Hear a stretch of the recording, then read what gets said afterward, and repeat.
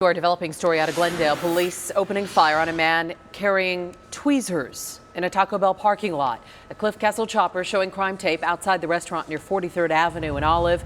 That's where we find ABC 15's Zach Crenshaw, who spoke to a witness out there to all of this. Zach?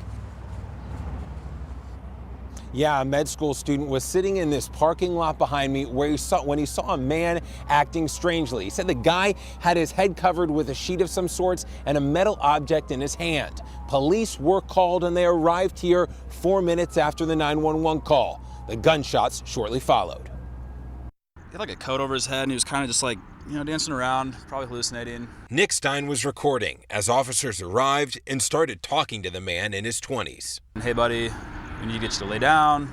More and more cop cars came up. He would not respond to officers.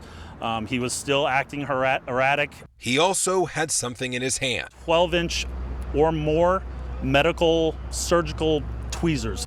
But Glendale PD says its officers didn't know what that object was at the time and says less lethal options weren't available. If he goes mobile, we're just going to want to stop him. The plan was to go hands-on. And then they sent another officer around to flank the guy who came up behind him, didn't put on a helmet or any sort of extra gear, which was interesting to me.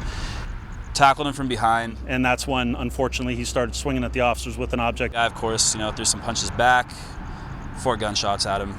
None of the officers were injured. No.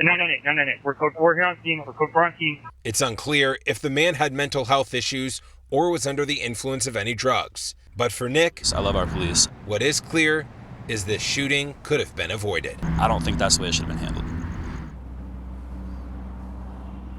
Now back out here live, you can see detectives are marking the crime scene right now, taking pictures of evidence. They're going to be out here for hours longer. If you look over here, you can see the mobile command center is set up. Now, Glendale police could not say how many times that officer fired shots, but they did say only one officer fired shots. They do have a mental health team as well, but say those people cannot always respond to scenes quickly. Stay on top of the story. For now, live in Glendale, Zach Crenshaw, ABC 15, Arizona.